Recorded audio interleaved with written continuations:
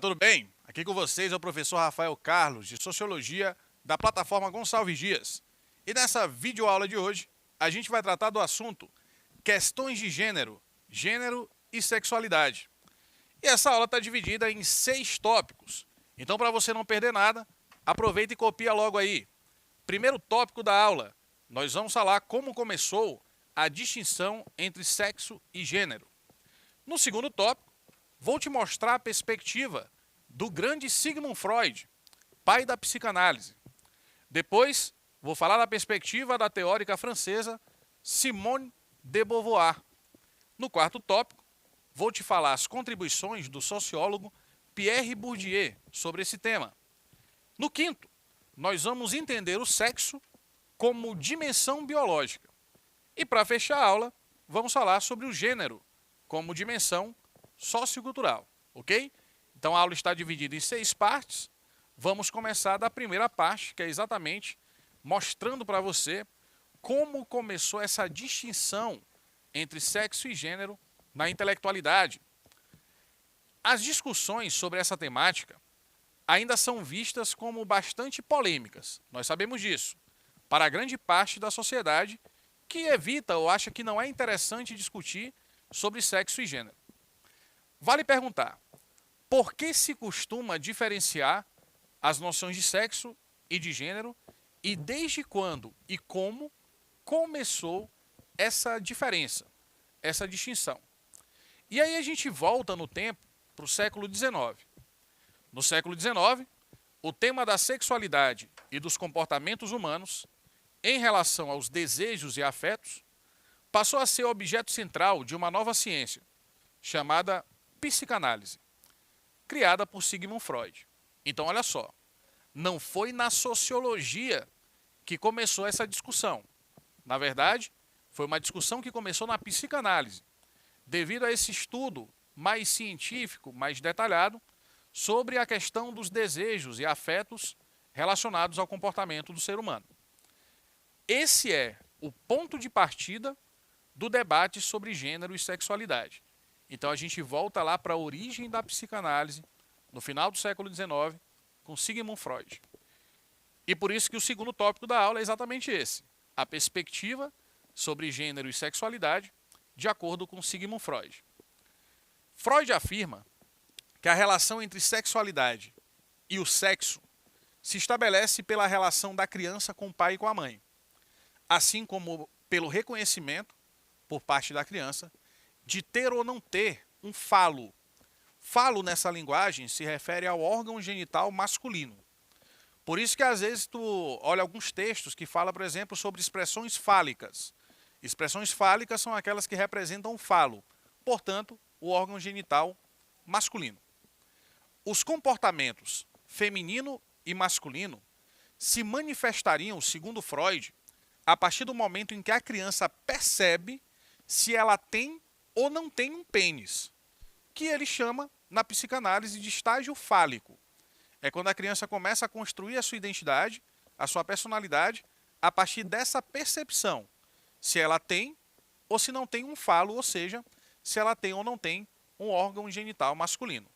Sendo assim, você vai percebendo que Freud faz a diferença entre masculino e feminino a partir da presença ou da ausência do órgão genital, que é o pênis. É como se o homem fosse aquele que tem o órgão genital e a mulher fosse o homem castrado. Portanto, nela está ausente a figura desse órgão genital, que é o pênis. O masculino, portanto, na visão de Freud, estaria associado à presença do falo, à presença do pênis no corpo da criança. Enquanto que o feminino se definia pela falta e, atenção, pela inveja deste. Pela inveja que supostamente a menina teria do menino por não possuir o falo, o pênis, o órgão genital masculino. Essa diferença foi utilizada para explicar os comportamentos femininos causados por essa ausência do pênis, ou essa castração, como diz Freud. E o comportamento masculino ao fato de ter um pênis, ou seja, de ter um falo.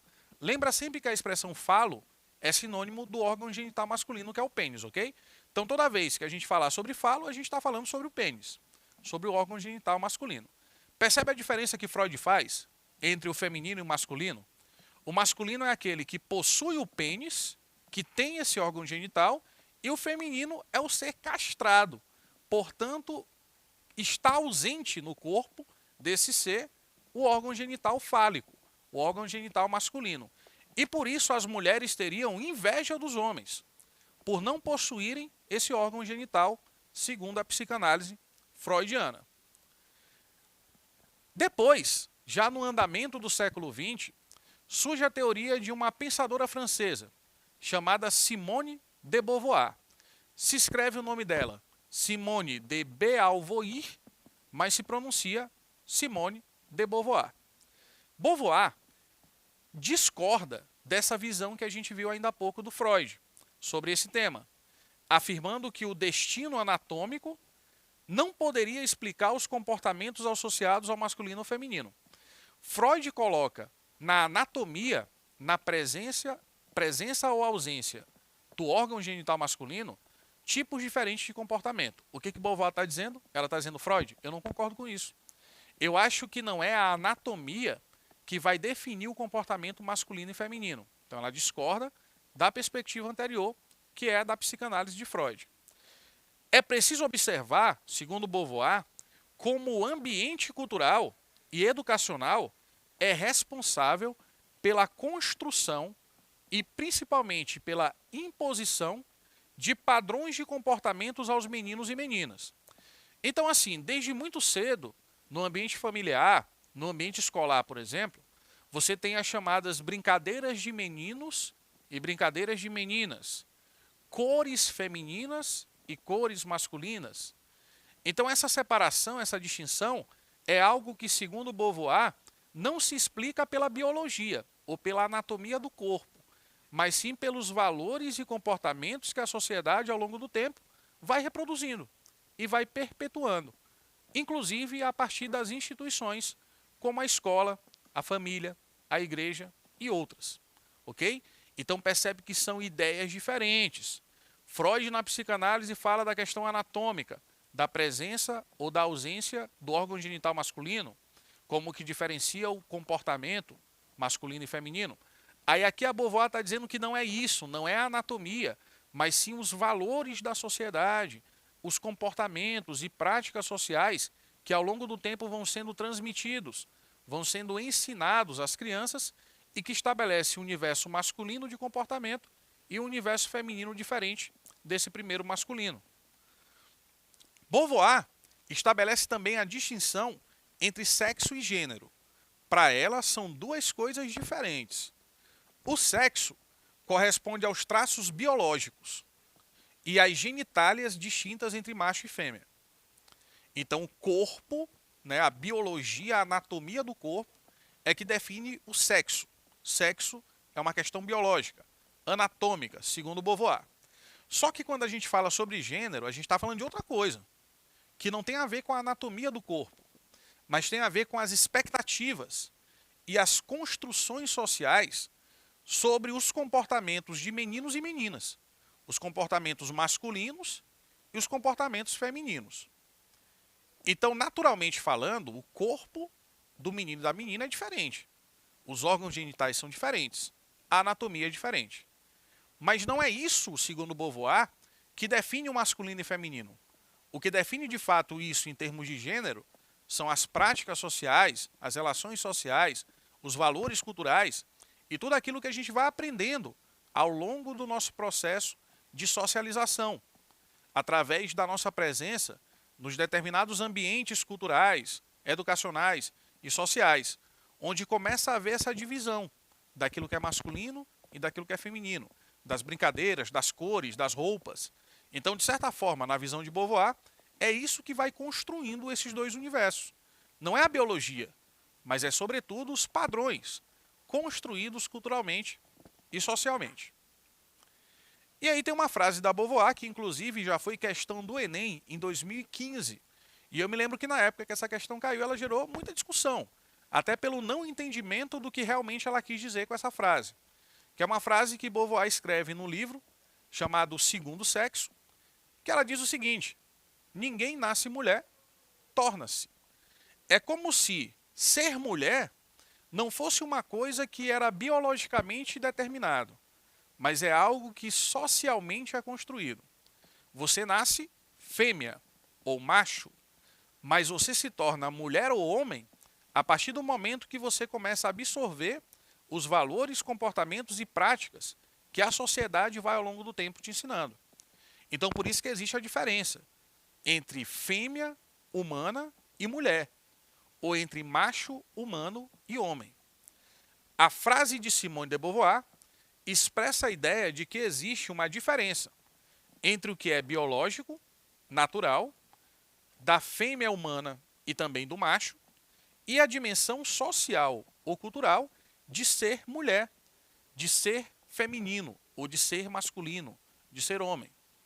É como se o sexo determinasse parte da nossa existência, que é a parte anatômica, biológica, mas o gênero determinasse a parte comportamental, a parte social, a parte cultural de ser homem ou ser mulher. De acordo com Beauvoir, a identidade de gênero é formada principalmente por elementos culturais e não biológicos, e pelo processo de socialização. O que é processo de socialização?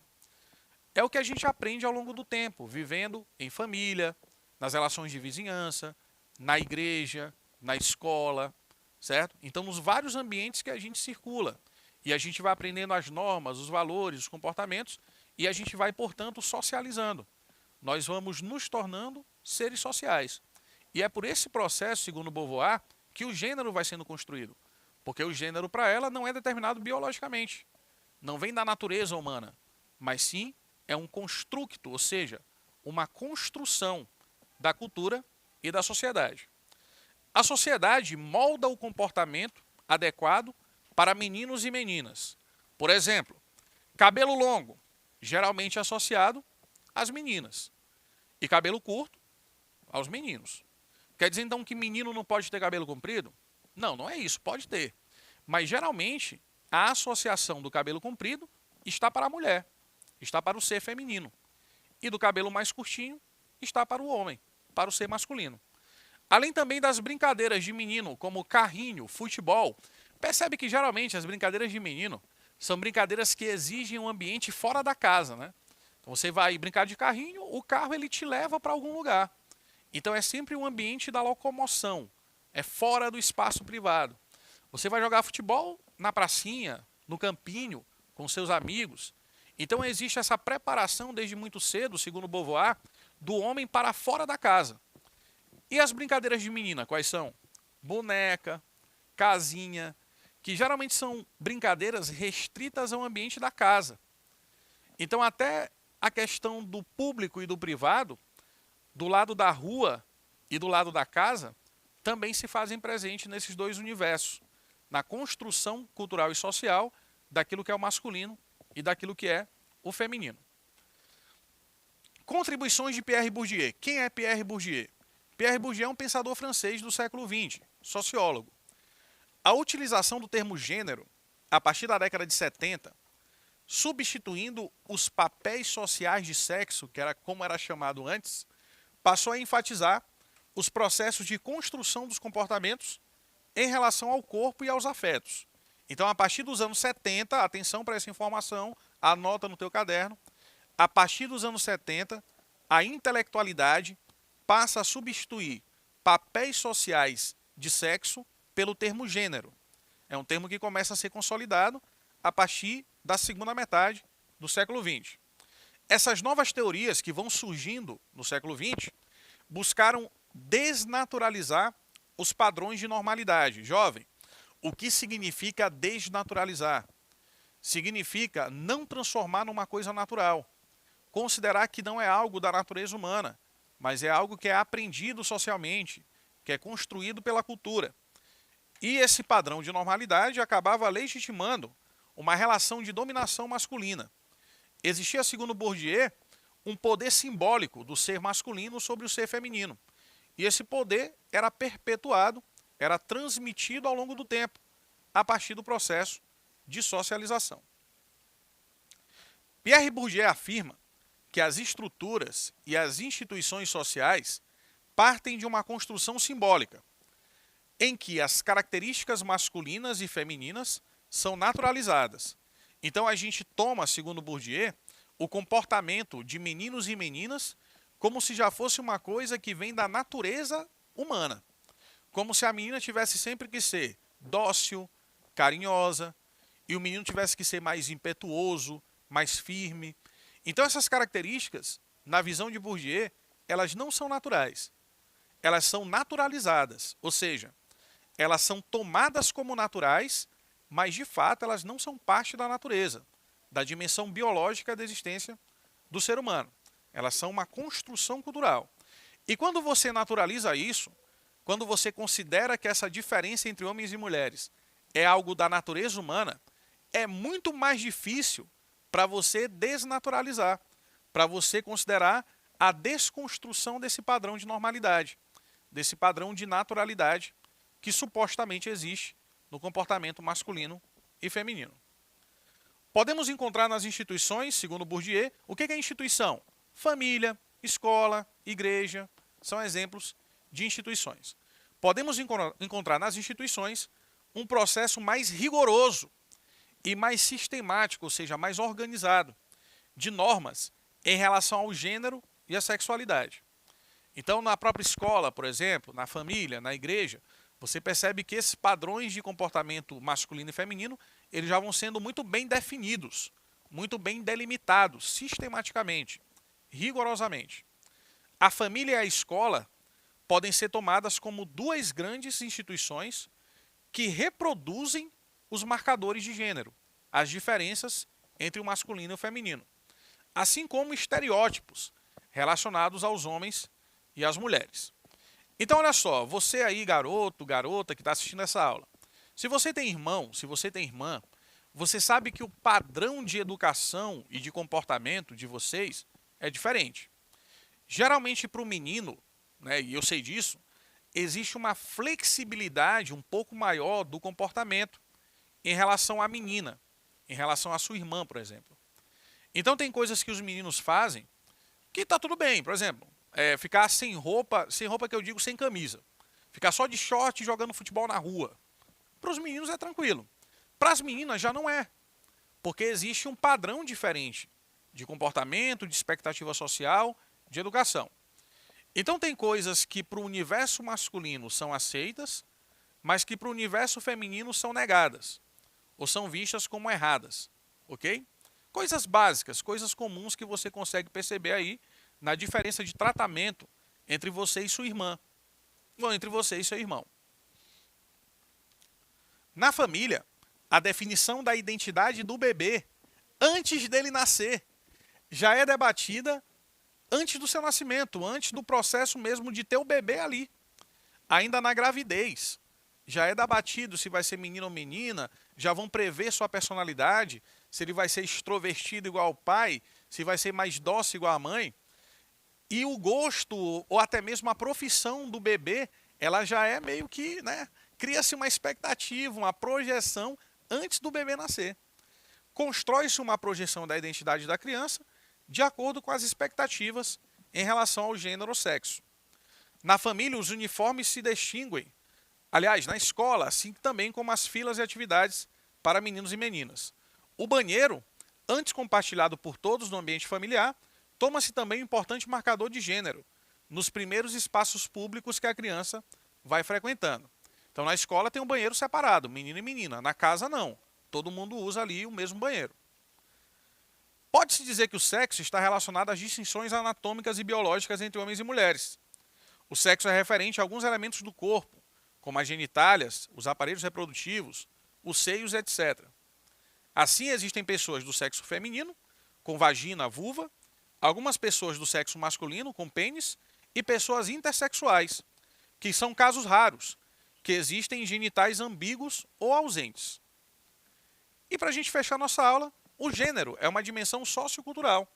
Gênero é o termo utilizado para designar a construção social do sexo biológico. Esse conceito faz uma distinção entre a dimensão biológica, associada à natureza, da dimensão social associada à cultura e ao gênero. O gênero se refere, portanto, à organização social da relação entre os sexos e expressa que homens e mulheres são produtos do contexto social e não resultado da anatomia de seus corpos. Então aqui a gente finaliza mais uma aula de sociologia. Espero que tenha sido boa para vocês e a gente se vê numa próxima aula. Tchau, tchau.